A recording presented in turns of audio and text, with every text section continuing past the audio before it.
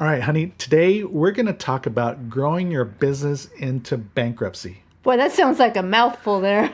I'm sure we're going to get a lot of listeners on this one, right? Isn't that a sexy title? Yes, you did a great job, honey. I'm sure people are going to want to listen to this one, right? But think about it. Is it possible your sales are increasing, but it actually can put you in a path to bankruptcy, or at the very least, just struggling even more than before your sales increased? Yes, I think it could.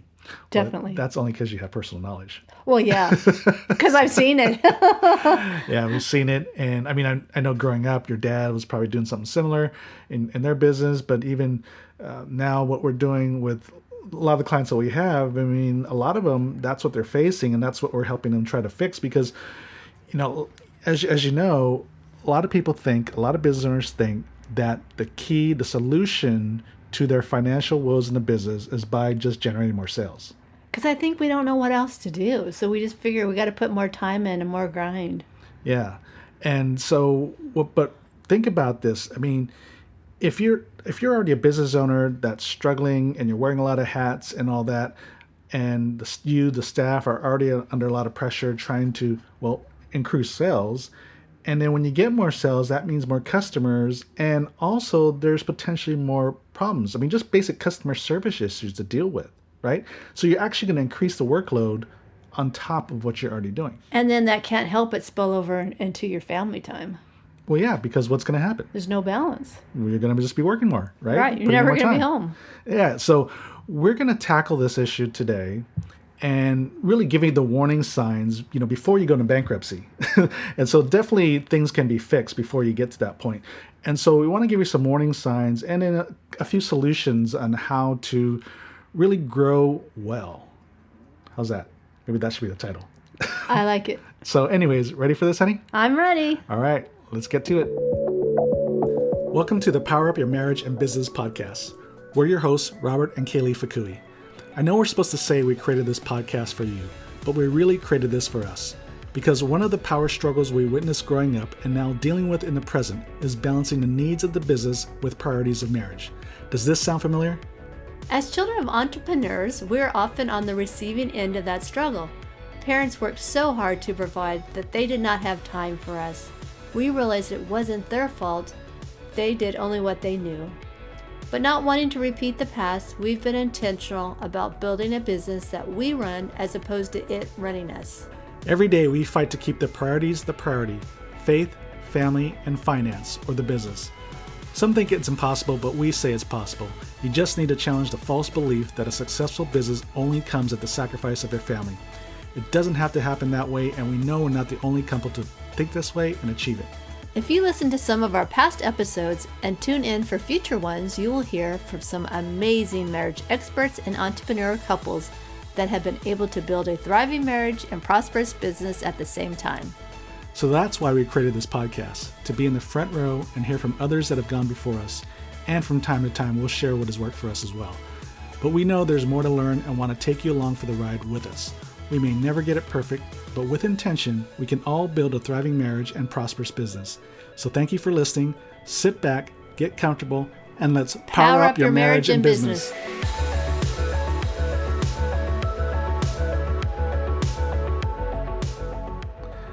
All right, so let's get to this, honey. I know this is going to be a little bit of a challenging topic, especially if you're on the listing end of this, because maybe you're already facing some of the things we're going to be talking about, right? Or maybe you've already gone through a bankruptcy, which is really sad in itself. Yeah. And so hopefully you haven't. And so we definitely want to give you some warning signs. But even if you're not on the verge of bankruptcy, or even if your business isn't in a period of stress, but you do want to grow the business, which a lot of business owners do. And we really encourage that. We really feel that, a growing business, a healthy growing business does a lot of good because, one, you're hiring more people, but you're also making an impact in the community, right? Yeah, we like that. Yeah, we like to see you prospering and doing well, small businesses. Yeah, so we definitely want to see you grow, but there's definitely a right way and a wrong way, right? And I think for a lot of business owners, they feel that sales is the answer to growth. But unfortunately, there is kind of some steps you should take in order in which you should grow. an order and a process in which you should grow. But a lot of business owners, especially small business owners, do things in reverse order. Drive sales, and then we'll invest into hiring more people or invest into infrastructure that'll help the business be more efficient and handle the bigger workload. And unfortunately, that's actually the reverse of how it should be done. I mean, think about this. If you're building a housing development, you've got a plot of land and you're going to build multiple houses, the first thing you need to put in is, well, the infrastructure, right? Sewage, water, electrical. You need the foundation. All the things you don't place. see. Right, exactly. All the things you don't see from the outside. But they're the most important things. You got to have water. Right. You got to have sewer. You got to have electricity. You want to have a fabulous foundation. Otherwise, you'll get a house that looks beautiful from the outside, but is chaotic on the inside, right? And so definitely there's an order in which you want to grow. So this begs the question, does increasing revenue guarantee success? Does it, honey? No. It's not a trick question, honey. No. Well, I was giving our listeners a time to think, pause second there to think about it. Yeah, so increasing revenue does not guarantee success, because if the size of the revenue guarantees success, then, well, wouldn't a business like PG&E that earns $71 billion a year, or GM at $82 billion a year, or Lehman Brothers at $691 billion a year, why they file bankruptcy? Yeah, if they're making that kind of money. I mean, think about it, right? And we always That's a lot of money. And there's a lot of business that make a lot less than that, but are profitable and sustainable. So revenue does not guarantee success. In fact, when you're chasing revenue as the key for growth, that can cause you to work harder, right? Yeah, and I think that happened to one of our clients, didn't it? Yes, it does. It has quite a few of them. I mean, think about this. You're already working a lot of hours anyway. You're wearing multiple hats. Your staff, if you have a staff, they're probably doing double duty on a lot of different things, right? Everybody's cross-trained because you don't have the money to hire people for different tasks, right? For specific tasks. Like obviously from the companies I worked for in the Fortune 500 world, obviously we had hired people for specific tasks. And the average small business owners can't do that. But even then, try to do probably a little bit too much. So you're already you're already kind of at stressing in the business, and then you add more revenue on top of that. More revenue means what? More customers. And what does that mean? And that means more stress on everybody else. Yeah, because even if you have an e-commerce business, for example, you think, oh, I don't have to deal with customers. But even with an e-commerce business, you still have to deal with potential returns and refunds. There's all the things that come into that, right? If there's a defect in a product, or someone has a customer complaint and you need to address that. So with increased sales means increased customers, which means increased workload. Well, yeah, a friend of ours was telling us she worked for a clothing manufacturer, and she said you wouldn't believe the returns that they got. There were so many, and they'd have tears in the clothes and stains, and so just being able to handle all that takes a lot of manpower. Yeah, and so and more stress, which means you're already working a lot of hours. Your life is already a little bit out of balance. More sales is going to do what exactly? Well, make it worse, right? Yes. And so we don't want you to do that. But then some businesses will say, well, I'll go get a loan or investors so that we can invest into the infrastructure. Well, that doesn't guarantee success either. Well, and I think, too, a lot of times the infrastructure is nothing sexy. People don't want to, we'll just think about that later. I don't want to deal with that or try and find solutions to our problems. I want to go and do all the fun things. And they think that with more capital, they can invest into the things they need to make the business more sustainable, more efficient. But like I said, it doesn't guarantee success because even with the loans or investors, a lot of times they're investing into the wrong things. And so with a loan or with capital, you can increase faster because a lot of times what they're doing is they're investing in inventory or research and development for a better product. And allow you to be able to grow and gain more sales. But if you've already got some fundamental issues in the operations and the infrastructure of the business, that still doesn't fix anything. No. And the sad thing is, too, people get investors. We have nothing against that. But then you lose a percentage of your business, your company, your baby. Yeah, because whether it's a loan or investor, you're still paying back. Mm-hmm. And you're paying back with interest, right? So which means it's cutting into your bottom line because you're repaying back the principal plus interest, which that interest could go stay in your bottom line, stay in your profits to be able to invest into the future. So a lot of times it's better just to grow organically and slower, but invest into the right things. Well, sometimes just because you have more money to throw at it does not mean you're going to be profitable. Yeah, exactly. Exactly. So we need to fix the infrastructure of the business first. And that kind of begs the question. It's kind of like a chicken and egg question. You know, it's almost like you're going to catch 22. Do we grow sales so we can hire more people like we talked about in the beginning of the episode? Or do we invest into infrastructure before we need it or even can afford it, right? We've heard that comment before. It's like, I can't afford to hire a virtual assistant or an assistant, or I can't afford, fill in the blank. Well, the reality is you can't afford not to do it sometimes, because if you're looking to grow, I mean, just an assistant for one thing would just free up your time as a business owner to do other things that are more productive. Well, and you don't have to hire them full-time either. You can get a virtual assistant, a part-time person. There's all different kinds of options that you can do. And then it frees you up so that you can go out and do the thing that you're great at, and that's usually the revenue generator. Yeah, and if you're, if you don't believe us, I mean, we had Michael and Catherine Redmond in episode 36. They grew their business by 400%. This was in less than a year's time. And it almost killed them. Oh my gosh, they said it was way too much. Isn't that crazy, though, to grow that quick? Almost cost their marriage, and they thought about just closing up the business. They were so stressed. They thought, we can't do this anymore. We can't keep up with it. Yeah, so you got to listen to episode 36. So if you don't believe us, take it from them. They grew their business by 400%, and it almost took them out. So we definitely don't want that to happen to you. And on the flip side, there's episode 74. We talk about how to scale up your business, because we're not going to get into too much detail on this one. We just kind of want to bring things to the forefront, the issues to the forefront, so you can address these issues.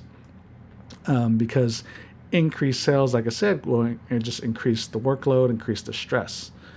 And when you're... Go ahead, honey. I was going to say, and it can increase your problems, because if you don't have things fixed in a proper place, then it's going to really, if you have like a little fracture, it's going to make it huge. And then that's going to be like so stressful on everybody, the coworkers, your family, because all these things, it's a lot easier to fix and come up with solutions when the problem is smaller as opposed to when it's huge and magnified. Yeah, because otherwise, when you're in growth mode, you're already busy now, and when you're in growth mode, you're busier, which means it's hard. We've heard too many times how hard it is for the business owner or the staff to take time just to train somebody. Because let's say you're saying, okay, once we get to X amount of sales, then we'll hire more people, but then you got to train them, right? They don't come out of the box ready to go. And with then, instruction manual. And then next thing you know, the training they get is just very rudimentary. I mean, I've heard of situations where they basically just throw them in. Yeah, they expect them to know. They're like, oh, well, they've done this job somewhere else before, so I'm sure, or they can figure it out. It won't take them that long. Yeah, and that brings up a good point, because even though they have experience in the task you've hired them, but every business has their own unique processes and systems, right? Even if you don't have a formalized process and system, you by default, just the way you do business, you have a process and system. Well, you have your own core values, right? And it's different for every business. Yeah, and so taking the time to train properly is very essential. So yeah, you don't want to grow and be so busy that you don't even have time, because you're probably saying something similar right now where I don't have time to train. You say that, but then in the long run, it's not fair to the person that you hire, because they're not able to do a good job because they're not trained well. And then it takes you, the owner, longer, because you're either redoing things, looking over their shoulder, micromanaging, which is horrible. So it does take a lot longer in the long run to not train them. So let's get into some warning signs of when you're kind of growing yourself into bankruptcy. So one is sales are up, but net profit margins are not budging. So the net profit dollar amount might be increasing, but when you look at the percentage as compared to sales, 2% or 10% or whatever, is that margin should be growing, because you want to get to a healthy net profit margin is 10 to 15%. So if you're not there yet, that's one of the things you need to go for. That's a goal to have. And so if your sales are increasing but your net profit margins aren't budging, that's not a good sign. Right. And we've had that happen, right? Yes, we've had. Fortunately, not in our business, but clients, that grew 50% or more, but yet their net profit margin was still under 1%. Yeah, and they were really struggling. So think about that. I mean, how at that pace, how much growth that needs to happen for the net profit margin to get up to that 10%, right? If you've grown 50% and it hasn't even gone over the 1% mark, well, think about it. That's a lot of work, right, to get to 10%. To me, it sounds like a lot of stress. Yeah, and so the focus, especially when you're in growth mode, the focus should not be so much on sales and assets, right? It depends if you're looking at the profit and loss statement versus a balance sheet. But you want to look at profits or equity, right? Because there's a difference between sales and profits, right, honey? Yes. What's the difference? So the sales is what you are out there selling, bringing in, and then Money the coming in. profit is when you deduct all the expenses from that, and it's what's left over, and your salary. Including the owner's salary, right? Because a lot of times we've seen P&L statements that owner's salary was not included. And so the net profit margins look good, but then when we add in their salary or subtract Or they're their not salary, taking one. or That's they're not even taking one, sadder. when they take out their salary, then all of a sudden the net profit margins drops dramatically. So yes, there's a difference between sales and profits, right? Sales is what's coming in, but what's left over after all the expenses are deducted, that's your profits, and that's what's more important than sales. And that's what you got to look at and keep track of on an ongoing basis. Yeah, so when you're going into growth mode, or even just now, just how do we increase profit margins, not just sales? Because increasing sales does not automatically mean, as the example we just shared, that your profits are going to grow. And same I think people think that in their mind. Yeah, and same with like assets versus equity. That's different. Assets are the value of what you own. Like we own, multiple homes, so there's an asset value of all these homes. But the equity is kind of like profits. Is what do you actually own of the asset? Because you have bank loans, right? You have a mortgage. So which means even though you have the asset value of the property, but it doesn't mean you have the equity of that asset value. Right, unless you own it outright. Right, you have to subtract the principal in the mortgage, and that gives you your equity, and that's what you own. Right, so you got to understand the difference between sales and profits versus assets versus equity, not just in your head, but as you're in growth mode in the business, or just as you're trying to improve the health of your business. Ask yourself, the strategy should be around how do you increase profit margins? And we've talked about that in previous episodes. Right, you either increase price or decrease your costs, or the combination of the two. So again, sales are up, but net profit margins are not budging. That's a warning sign that you're heading down the wrong path. Well, I think it's also a sign to dig in and find out what is really going on with your business, and look at your financials and try and see where the snag is. And sit with like a fractional CFO, kind of like a financial advisor, financial analyst, not so much your accountant, because a lot of times accountants aren't trained to really look at things from a business perspective. They more care about your taxes, your tax burden, those kind of things. Not so much about digging into the numbers and seeing where in the business can you improve. They'll get some rudimentary things. Oh, cut costs, right? Or increase price. But how to do it is the issue. If there is an issue, you want to know sooner than later, so don't just put your head in the sand, because a lot of times you can fix it if you catch it soon enough. Yep. Another warning sign is your to-do list is growing for you and your staff, and you're just wearing a lot of hats and probably more hats. So your to-do list is just growing, right? And nothing's getting taken off your plate. And so that's a warning sign you're heading down the wrong path. And so when you feel yourself, if you're in that position right now, now's a good time to pause and say, hey, we really need to do something about this. Either whether it's yourself or your staff, either we cut out some certain tasks that aren't really important, they're just keeping us busy, but aren't really healthy and leading to growth, and it's not productive for the business, or we minimize those things, or we're going to figure out how to way to delegate. We're going to have to either hire virtual assistants, and these days you can hire a virtual assistant for just about any task, anything that doesn't require the person to be in your office, physically in the business. There is virtual assistants or virtual workers for everything. And you can hire them by the hour. Yeah, so you don't have to put them on your payroll, don't have to, take on that burden until there's enough work where, hey, we really need to hire some people, because at some point, virtual assistants are good, but they're just a stopgap until you have enough to be able to hire the person full-time, because you do, at the end of the day, want to hire them full-time, because when you hire a virtual assistant, they're not all yours. They're doing work for other businesses as well, right? So their time is not completely your own. I mean, they'll do what they're getting paid to do, but there's some issues there that can come up, especially as you put more and more work and more hours on their plate. Well, and I want to say, too, if you have a staff or people helping you, ask them, how can we be more efficient?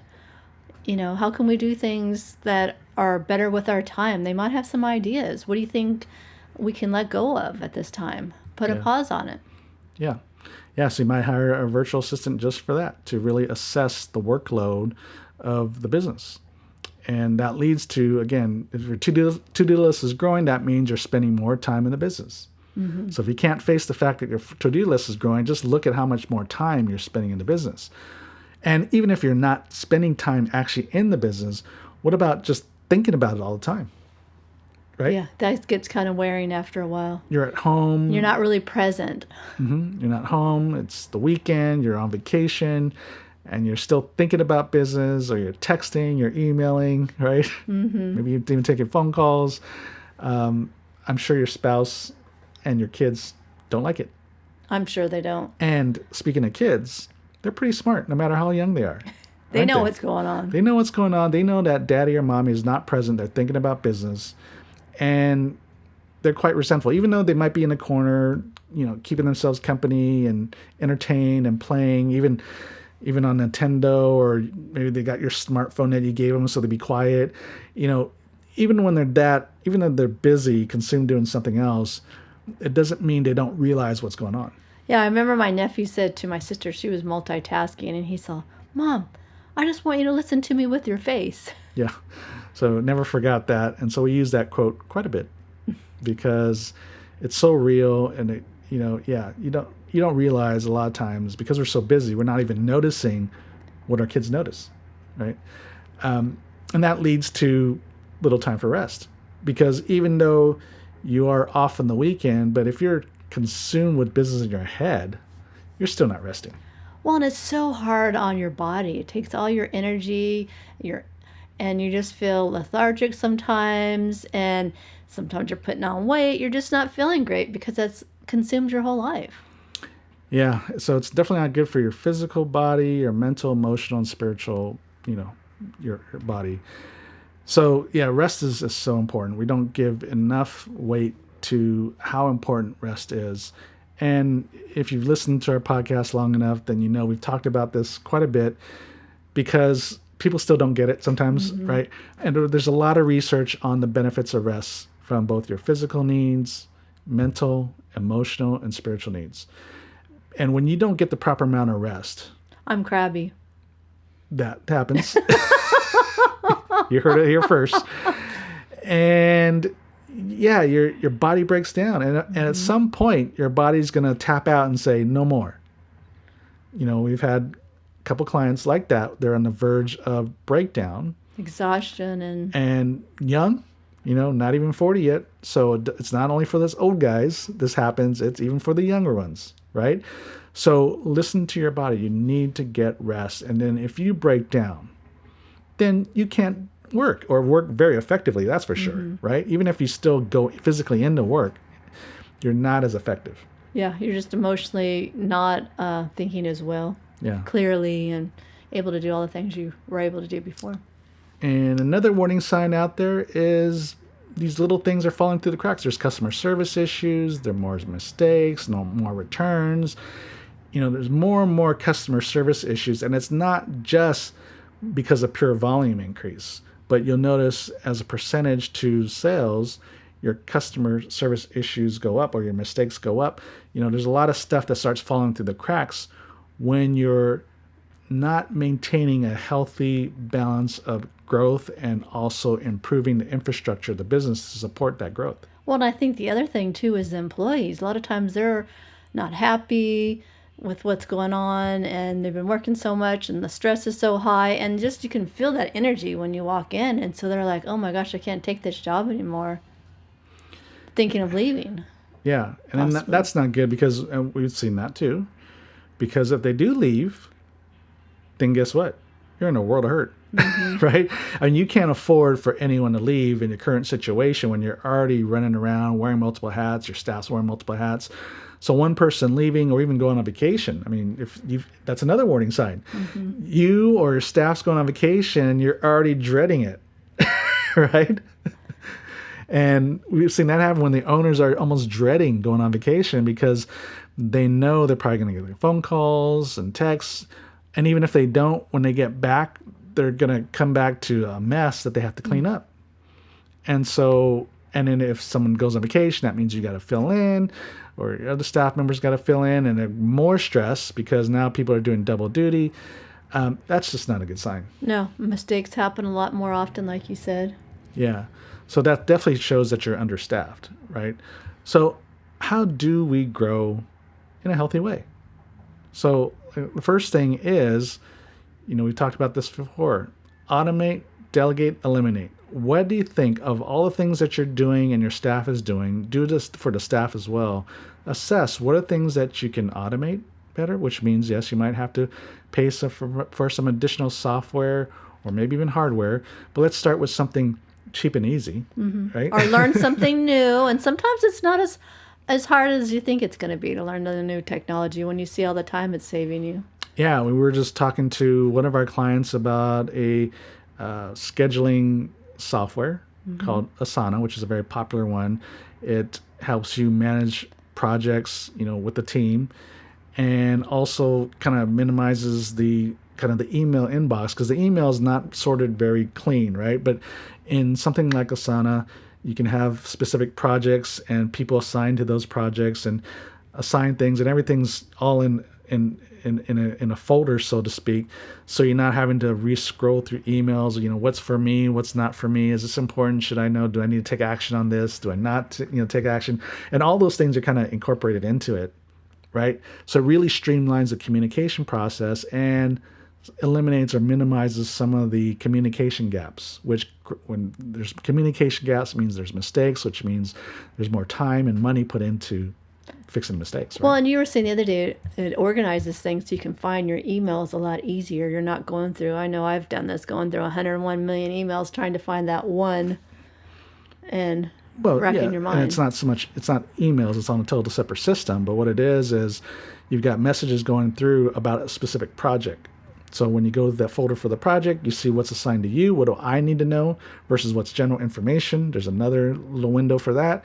So anyways, it just organizes the information and communication in a way that's easier to look at and find. So anyways, that's just one small example of, automating certain tasks to at least streamline certain things.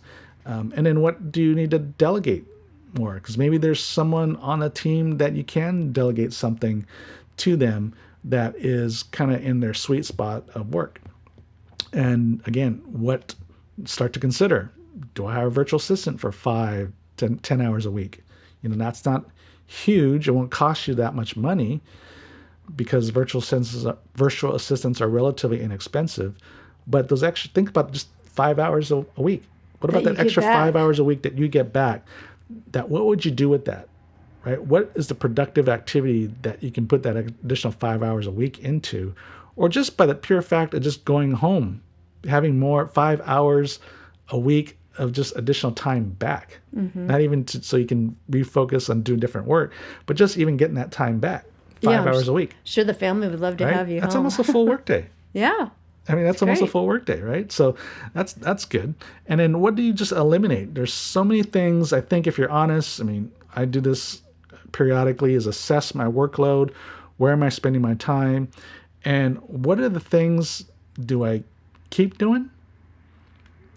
What are things that maybe I do more of? And what are things that I just forget and get rid of? You'd be surprised, at least for myself, how much time wasters I have. Mm-hmm.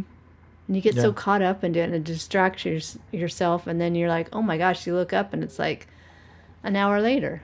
Yeah. And one of the cool things about on the phone that got activated, I don't know how it got activated, maybe it just came up on one of the updates, but every week it shows me how much screen time I have on the phone. And then every week it'll say either I had more or less time on the phone.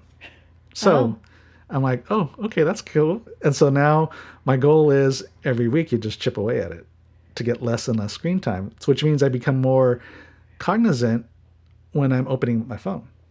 Oh, I like that. So I did for a couple days. I just put my phone in the other room in the bedroom so I couldn't even, while I was working, so I couldn't even hear it or see it. And then, lunchtime you go in and check it and then put it back in there. I found myself being a lot more productive. Yeah. So, I mean, so automate, delegate, eliminate. I mean, that's where I would start. And then it's really assessing the business, where should we spend our time, even sales-wise in sales. Are we spending the right time with the right type of clients or getting the right kind of customers, right? Because most likely, even if you're in coaching or consulting, service-based business, you've got different price points for different types of services. Certainly, if you're a product-based business, you do. And where do we get the biggest bang for our buck? Yeah, keeping track of that. Yeah, where do you focus your time on marketing to certain types of customers or clients? And where do you spend your time in sales as far as the types of products and services that you really want to focus on that really brings in and helps maximize your time and money, right? And so doing that kind of exercise is very helpful as well. Because I think sometimes in our minds, we think we know what it is, but until we start keeping track of it, you're like, oh my gosh, I didn't realize that. Then you can see the patterns. Yeah. And you're like, oh, I need to veer off to this direction more. Yeah. And so those are just a couple quick little examples of, how to grow in a more healthy way. That wasn't necessarily the focus of this episode. Is more about giving you the warning signs that you may be heading down the wrong path in your business. But certainly if you want to hear more about what should we do? What's the better way to do that? And certainly episode 74 goes more in depth in some of those things. And we have a couple other episodes out there too that really talks about building your business for better growth, better freedom. So we got plenty of episodes out there. But if you want to hear more in a future episode, definitely message us, right? Go to info@powercouplesbydesign.com, info@powercouplesbydesign.com, and we'd love to hear from you and get some feedback. Oh, yeah, that would be fabulous. And tell us where you're from and like all the different places around the world, because I love to know that too and keep track of where our viewers are living. Yeah, and certainly if you're listening on Apple Podcasts, please leave a review. Oh my gosh, we would thank you so much for that. That would mean the world to us because you're so important to us. And we want other people to be able to find us as well.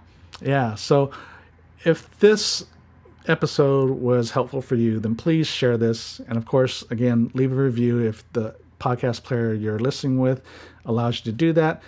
Please leave a review. We'd love that. But also just give us a shout out. Email us, let us know how you're doing, any questions you might have, or any tidbits or things you want to hear us talk about more, please. Yeah, we'd love to hear from you. That'd be fabulous. So until next week, y'all, God bless. Thank you for listening to the Power Up Your Marriage and Business podcast.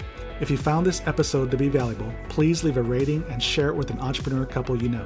Yes, and remember to hit the subscribe button so that you'll get all of our latest episodes, and visit our website, Power Couples by Design, to access a variety of free resources to help your marriage and business, like our weekly videos and on-demand webinars.